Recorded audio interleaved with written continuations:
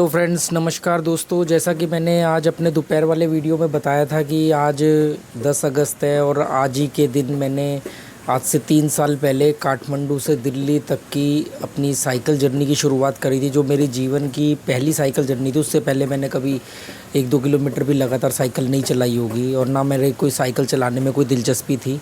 और मैंने अपने पिछले वीडियो में ये बताया है कि किन कारणों की वजह से, किन परिस्थितियों की वजह से दिमाग में ये बात आई और कैसे मैंने इस जर्नी को शुरुआत करी। तो आज ये अब 9 बजे रोज़ रात को मैं जैसे जैसे मैंने वो जर्नी शुरू करी थी 10 अगस्त, 11, 12, 13 ऐसे करके मैं डे 1, डे 2, डे 3 करके वीडियो डालूँगा। कुछ वीडियो अगर लंबे होने की वजह से मैं नहीं उसमें डाल पाया तो उसका लिंक मैं दे दूँगा, जो ओरिजिनल वीडियो उस टाइम के डले हुए हैं, मतलब एज़ इट इज़ जो मैंने उस टाइम पे डाले हुए थे, क्योंकि तब मेरे लिए यूट्यूब एक मेमोरी कार्ड था कि मतलब वीडियो शूट किया और अपलोड कर दिया तो फेसबुक पे भी। तो और आप शायद आप में से कुछ लोग जो सेंसिटिव लोग होंगे वो समझ सकते होंगे कि किसी व्यक्ति के लिए ये चीज़ कैसा होगा कि वो जो उसने ज़िंदगी 3 साल पहले जी है और उसको वो याद करते हुए और आज वो उसके बारे में बताए। तो जब मैं ये वीडियो बनाने के लिए मैं कुछ पुराने वीडियो से मैंने क्लिप डाउनलोड करी या कुछ अपनी गूगल फ़ोटोज़ में से ढूंढा, तो मुझे लगता था कि मैं बहुत मतलब मैं भावुक बहुत कम हूँ और बहुत वो, तो बड़ा एक अजीब सा एहसास हुआ मुझे वो देख करके। आप मतलब समझ सकते होगा कि कैसा फ़ील होता होगा कि आपने 3 साल पहले 40 साल की उम्र में आपने फ़ैसला किया कि मैं काठमांडू से दिल्ली तक साइकिल से जाता हूँ। जो लोग साइकिलिस्ट हैं वो ये मान सकते हैं कि ये कोई बहुत बड़ी जर्नी नहीं है, पर क्योंकि मेरी उम्र 40 साल थी, दूसरा मैंने उससे पहले कभी भी, हालांकि मैं एज को नहीं मानता हूँ, पर मैं एक बताना चाह रहा हूँ कि 40 ईयर्स की एज में जो फिज़िकल बदलाव होते हैं वो, और उससे पहले जब मैंने बताया था कि मैं चेन स्मोकर रह चुका था, मेरा स्टेमिना बहुत वीक था। और उसके बाद जो काठमांडू टू दिल्ली के बीच का जो रास्ता है, जिसमें आपको कई ख़तरनाक जंगलों को पार करना होता है, जिसमें से चितवन एक जंगल है और भी एक जंगल आता है, बहुत बड़ा जंगल है जो हमारे यहाँ पे लखीमपुर खीरी तक भी जुड़ा हुआ है, मतलब जंगली जानवरों का खतरा था। और आपको मतलब हर थोड़ी दूर पे पहाड़ पे चढ़ना होता था और पहाड़ को नीचे उतरना होता था पहाड़ से। और क्या होता था, पहाड़ पे चढ़ने में आपको 2 घंटे लग रहे हैं और आप उतर रहे हो सिर्फ 10 मिनट के अंदर, तो आपको उसका कोई रेस्ट या कोई बेनिफिट नहीं मिल पाता था। और ज़्यादा तेज़ साइकिल ना हो ये भी एक खतरा रहता था, नहीं तो एक तरफ खाई है एक तरफ पहाड़ है, आपकी साइकिल गिर सकती है। और साइकिल जो है मेरी, मैं बीच बीच में साइकिल की भी जानकारी दूंगा, या ये जर्नी ख़त्म होने के बाद मैं आपको बताऊंगा। ये साइकिल एमटीबी थी, माउंटेन टराइन बाइक, जो कि मुझे उस समय नहीं पता था, और इसके क्या फ़ायदे हुए और क्या K2 में इसी साइकिल का मेरे को नुकसान हुआ, मैं आपको बताऊंगा आने वाले दिनों में। अभी हम बात करते हैं इसी वीडियो की, जो वीडियो आप आगे देखोगे। तो इसमें मैंने सबसे पहले तो वो इयोरी निगामी, जिसका मैंने इंटरव्यू का जिक्र किया था, जिसका लिंक मैंने अपने पिछले वीडियो के डिस्क्रिप्शन बॉक्स में दिया था, तो उसकी बाइक के बारे में दिखाया है। आप वो बाइक देखोगे कि किस बाइक से, नॉर्मल बाइक है, सिंपल सी जैसी होती है, 125 सीसी की बाइक है वो शायद, और जिससे उसने वो वैंकूवर कनाडा से उसने जर्नी स्टार्ट करी। वो ये सब चीज़ें दिमाग में बदलाव करेगी यार, जीवन को, दुनिया को जानना समझना कितना ज़रूरी है और कैसे जाना समझा जा सकता है। फिर उसके बाद जो मेरा फ्रेंड, चाइनीज़ फ्रेंड वहाँ पे बना, जो चाइनीज़ वोंग, उसने कैसे मेरे लिए खाना बनाया, वो जबकि वो लोग नॉन वेजिटेरियन थे, मेरे लिए वो वेज कुक करते थे स्पेशली। और जो पहली बार उसने जो कुक करते हुए किचन में मैं खड़े होकर बात कर रहा हूँ उसके साथ में, तो वो जब मैं नया नया गया था, हमारी दोस्ती थी, तब का वीडियो है। उसके बाद उसी वोंग ने लास्ट में 1.5-2 महीने बाद जब मैंने साइकिल जर्नी शुरू करी, तो उसने मेरे को फेयरवेल पार्टी दी। एक दिन पहले डिनर बनाया मेरे लिए, पूरा वेज डिनर बनाया और कई आइटम बनाई उसमें। उसके बाद जब मैं सुबह निकलने लगा तो उसने कहा नहीं, ब्रेकफास्ट करके जाओ, और ब्रेकफास्ट करके मेरे को भेजा, जो आप आने वाले वीडियो में आगे देखोगे। अगर ज़रूरत पड़ी तो कुछ जगह पर मैं वॉइस ओवर के थ्रू भी आपको बताऊँगा। इसमें मैंने वो साइकिल में उन्होंने कैसे मुझे टायर चेंज करना सिखाया कि अगर पंचर हो जाए तो साइकिल का टायर कैसे आपने खोलना है, क्योंकि गियर वाली साइकिल में साइकिल को टायर चेंज करके वापस लगाना उसी साइकिल को बहुत मुश्किल होता है। पंचर लगाना सिखाया, चेन उतर जाए या चेन टूट जाए तो क्या करना ये सिखाया। तो वो ट्रेनिंग के भी थोड़े से वीडियो है। देखो, सीखना चाहो तो आप कहीं से भी सीख सकते हो, क्रिटिसाइज़ करना चाहो तो आप किसी को भी क्रिटिसाइज़ कर सकते हो। तो मुझे लगा कि बहुत सारे लोग जो जुड़े हुए हैं मेरे साथ, मेरे चैनल पर जिस तरह की कम्युनिटी जुड़ी हुई है, वो बहुत कुछ सीख सकती है इससे। तो क्योंकि अब मैं आपको उसके कंक्लूज़न भी बता सकता हूँ, आप मेरी मनोदशा समझो, मैंने कैसे अपने कई बुक्स वहाँ पे छोड़ दी जो मैंने कहा किसी को दे देना, मेरे कई कपड़े वहाँ पे मेरे को छोड़ने पड़े क्योंकि साइकिल पर वेट कम से कम करना था। साइकिल एल्युमिनियम की थी ताकि साइकिल लाइट वेट है। मेरी ये जो पे ये कैमरे के बैक साइड में खड़ी है साइकिल, मैं आपको दिखाऊंगा। और एक और आपको बताऊं कि हैरानी की बात कि देखो आपकी कितनी नौसिखिया तरीके से मैंने जर्नी को प्लान किया कि जब सुबह निकलने का वक्त आया तो वो इतना बड़ा जो बैग है, सोचो साइकिलिस्ट जब लॉन्ग डिस्टेंस जर्नी करते तो उनके पास छोटे छोटे बैग होते हैं। आप मेरी साइकिल को ध्यान से देखना, उस पर कितना बड़ा बैग है। वो बैग का वजन कम से कम 11-12 किलो वजन है उसमें, जबकि मैंने 3 से 4 किलो का वजन कम किया। उसका कारण क्या था? एक तो वजन कम करना, दूसरा एक कारण था कि बैग में जगह नहीं थी। तो वो मतलब मैंने ये जो जर्नी करी है ये 11 किलो से ऊपर के बैग को साथ में कैरी करते हुए मैंने पहाड़ों को पार किया है। जिसमें से एक बार रास्ते में तो एक ट्रक ड्राइवर ने मुझे कहा भी था कि आप सुसाइड कर रहे हो, ये आप नहीं पहुंच पाओगे दिल्ली, कि आगे बहुत ख़तरनाक पहाड़ है और वो सब है। तो कमाल की बात देखो कि निकलने की तैयारी हो रही है और बैग बांधने का जुगाड़ ही नहीं। मालूम बड़ा बैग इतना लंबा बन चुका है और ध्यान आया कि अरे जो साइकिल का कैरियर है वो तो बहुत छोटा है, वेट तो ले सकता है पर बैलेंस कैसे बनाओगे। फिर वोंग ने इमीडिएटली 2 लकड़ियाँ, बांस की छोटी छोटी 2 लकड़ियाँ ली, उन लकड़ियों को बांधा जिससे कि कैरियर जो है वो दोनों तरफ चौड़ा हो जाए, मतलब थोड़ा सा इधर से भी सपोर्ट मिल जाए लकड़ियों का और इधर से भी। ऐसे 2 लकड़ियाँ बांधी, उन लकड़ियों के ऊपर वो बैग को रख के बांधा गया। अच्छा, कोई भी बिल्कुल अनाड़ी था, नौसिखिया था, तो रस्सी से बांधा था बैग को। तो रस्सी से बांधना, और अगर आपकी कोई छोटी सी भी चीज़ बैग में रह गई है तो वापस से 15 मिनट के अंदर, 15 मिनट लगते थे उस बैग को खोलने में, उस सामान को निकाल के फिर वापस उसी तरीके से सेट करना। तो पूरी कोशिश ये होती थी कि किसी भी हालत में बैग रात को जहाँ पे रुकना है वहाँ से पहले बैग को ना खोलना पड़े। तो मतलब देखो, साइकिल जर्नी शुरू कर रहे हैं, बैग बांधने का पता नहीं। उसके बाद वो बैग को जैसे तैसे करके बांधा। फिर काठमांडू के जो नेपाल का फ्लैग है उसको मैंने कैसे लगाया, और क्यों मैंने इंडियन फ्लैग को इंडिया के बॉर्डर को पार करने का, मतलब इंडिया में एंटर करने का मैंने इंडिया का फ्लैग लगाया, उसका कारण क्या था, क्यों मैंने नेपाली फ्लैग को ही रास्ते के लिए चुना, क्या क्या सजेशन आई, ये आने वाले वीडियोज़ में आप रोज़ रात को 9 बजे देख सकते हो। और बोर्ड जो बना, बोर्ड के ऊपर लिखा, वो 2 बोर्ड थे, एक आगे पीछे, वो आप देख सकते हो।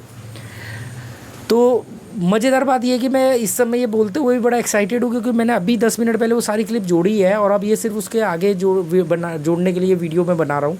तो मैं बड़ा एक्साइटेड हूँ, मुझे वो एकदम पुरानी मेमोरीज़ में ले गया कि यार क्या क्या कर डाला अजीबोगरीब चीज़ें। तो आप लोग देखो, और आने वाले दिनों में अगर ये वीडियो ज़्यादा लंबा हुआ तो जो फर्स्ट डे का जो पार्ट है, बहुत सारी चीज़ें वो मैं हो सकता है कल सुबह डालूँ। बाकी चाय पे चर्चा, होम स्कूलिंग के वीडियो या कोई फाइनेंशियल एजुकेशन के वीडियो वो अपनी जगह आते रहेंगे, दोपहर में या मॉर्निंग में वो अपनी अपनी प्लेलिस्ट में जाते रहेंगे। ऐसा नहीं कि इस जर्नी की वजह से मैं वो कोई चीज़ रोकने वाला हूँ। चाय पे चर्चा भी आएगा, खाने के वीडियो भी आएंगे, या होम स्कूलिंग का कोई मैं क्लास लूँगा तो उसके वीडियो होंगे, या जो भी फाइनेंशियल एजुकेशन है या जो भी कुछ है तो वो करेंगे। तो आप देखो ये वीडियो को, ओके, एंजॉय करो।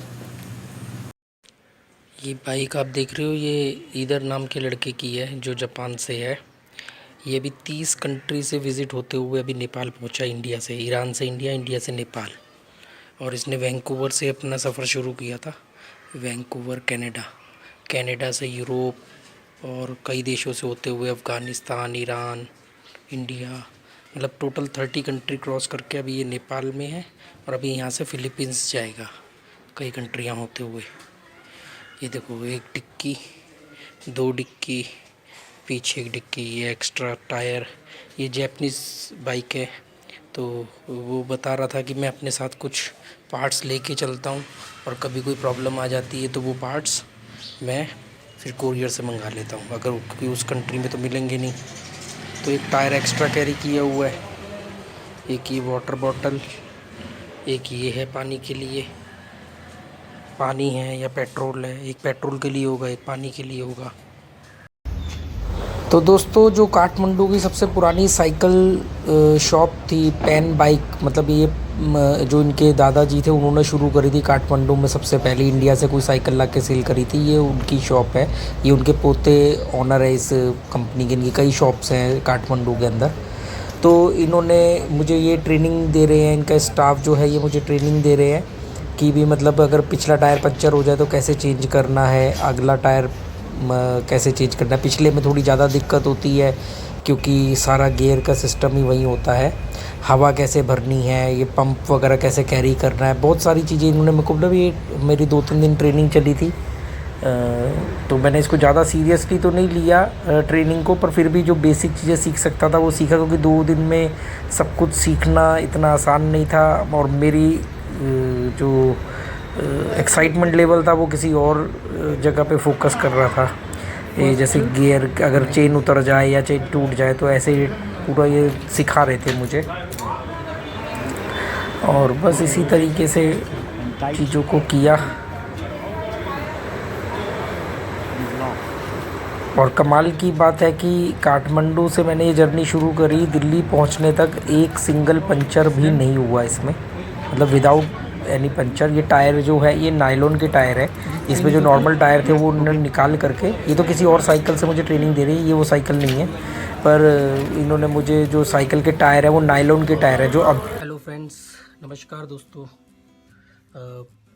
जैसे मैंने अभी सोशल मीडिया पे और यूट्यूब पे भी एक पोस्ट डाला कि भी मैं अभी काठमांडू में हूँ और मैं अपनी जर्नी यहाँ से बाईसाइकिल शुरू कर रहा हूँ, ये काठमांडू से दिल्ली। ये लगभग गूगल पे आप सर्च करोगे तो वो 1100-1200 किलोमीटर बताएगा, पर वो एक डायरेक्ट रास्ता है। पर जो लोग बाइक से आए हैं या जो मैंने रूट मैप बनाया है उसमें लगभग 1400 से 1500 किलोमीटर बैठेगा। इसने मेरी बैग में रख दिया था तो इसकी भी ज़रूरत नहीं है। इनमें से कुछ चीज़ें मैं यहाँ दे दूँगा और कुछ चीज़ों का वेट कम करने के लिए, तो ये अगर मैं मोटा मोटा अंदाज़ा लगाऊं तो इनका काफ़ी वेट हो जाता है। ये देखूं मैं तो लगभग 1.5-2 किलो ज़्यादा ही होगा, बल्कि ये इतना वेट मुझे रिड्यूस करना अपने पैकिंग से। ये उनकी ऑफिशियल राइडर जैकेट है जो स्पॉन्सर कर रही है। जाना है अब मुझे, तो इन्होंने मेरे लिए मॉडिफाई करी है। इसके ये जो गियर है ये इन्होंने चेंज किए हैं। पहले कॉपी थे जो 15-16 हज़ार में कॉपी में आते हैं, ये शिमानो का ओरिजिनल इन्होंने लगाया है। तो लगभग 15,000 रुपये के तो ये गियर है। 7 गियर पीछे हैं, 3 गियर आगे हैं, 21 गियर का कॉम्बिनेशन बनेगा। और ये इन्होंने शिमानो के ओरिजिनल लगाए हैं कॉपी हटा के। ये पैंग बाइक इनका ब्रांड है, 1925।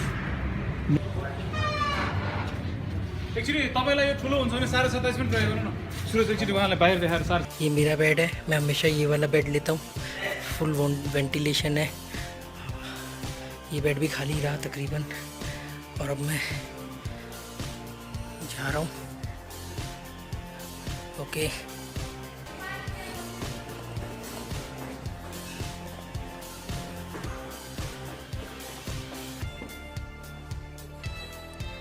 ये मेरी साइकिल है, निकलना था 1 घंटे पहले, काफ़ी लेट हो गया बैग बांधने में। ये यहाँ पे सब लोगों ने पेंटिंग बनाई है जो जिस कंट्री से आते हैं, जैसे ये मैंने बनाया है। और अभी इसमें मैं कुछ कंप्लीट करूँगा। ये मैंने बनाया है।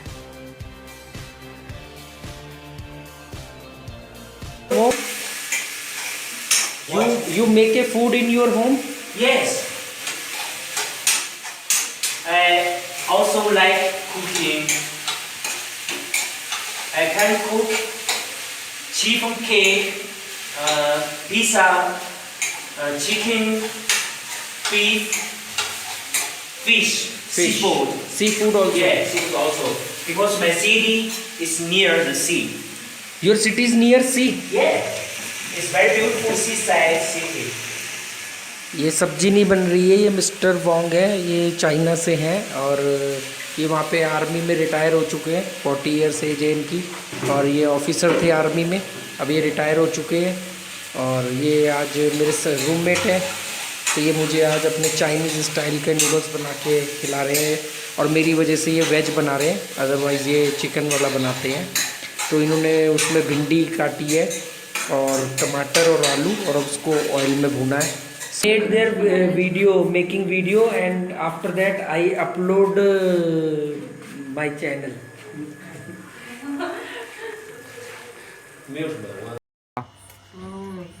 कल मैं यहाँ से निकल रहा हूँ और इसके लिए वोंग ने मेरे लिए जो डेली नॉन वेजिटेरियन बनाया है। आज ये रोज़ खाते हैं चिकन और पोर्क और समथिंग, पर मेरे लिए इन्होंने आज एक फेयरवेल पार्टी रखी है। इन्होंने मेरे लिए वेजिटेबल्स बनाया है और मुझे डिनर पे इनवाइट किया। मेरा वेट करते रहिए, मेरा वेट करते रहिए। और मैं आया और अभी हम लोग डिनर और हम लोग ये पिछले 1 महीने से 1.5 महीने से लगभग साथ में रह रहे हैं। और भी बहुत सारे चाइनीज़ हैं। एक थिंग नाम की लड़की है जो आज सुबह ही गई है, वो भी मुझसे मिल के गई है। मतलब मुझे इतना अजीब लग रहा है कि चाइना और इंडिया और इन लोगों ने मतलब इतना मेरे को रिस्पेक्ट दिया। ऑल चाइनीज़ गाय जब ये आए भी थे पहले, तब भी इन्होंने मेरे को मेरे लिए वेजिटेबल लंच डिनर ऑर्गेनाइज किया, काफ़ी हेल्प करी। तो ये एक बहुत अच्छा एक्सपीरियंस है और मैं इसे ज़िंदगी भर याद रखूँगा। Thank you.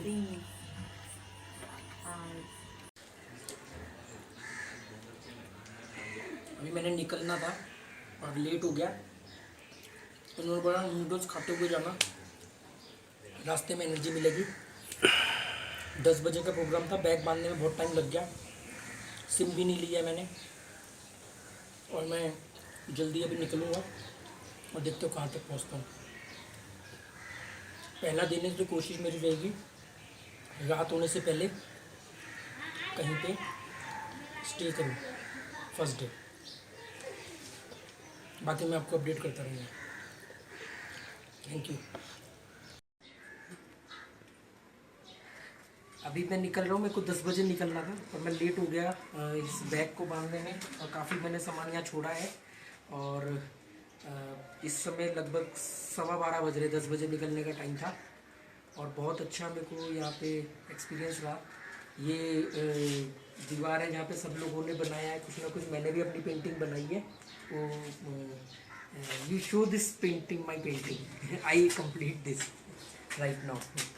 Really? Yeah. Let us see.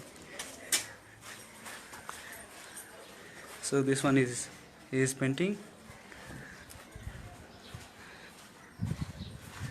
And he is a Arif. He but don't want to express their self in live session right now. Yes. Because you don't take bath. That's why. Yeah. I'm too dirty now. Doesn't matter. And when you will came in Goa, Yeah. you call me first. Yeah, for sure.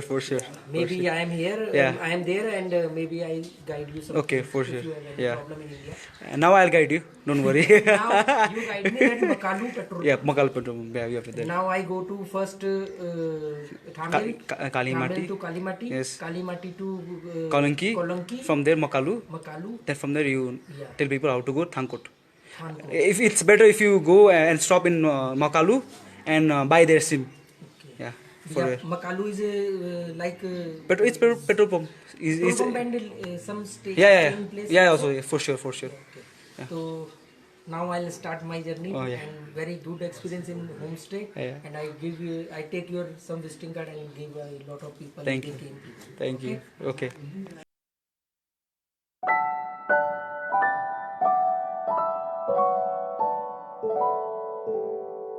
Okay.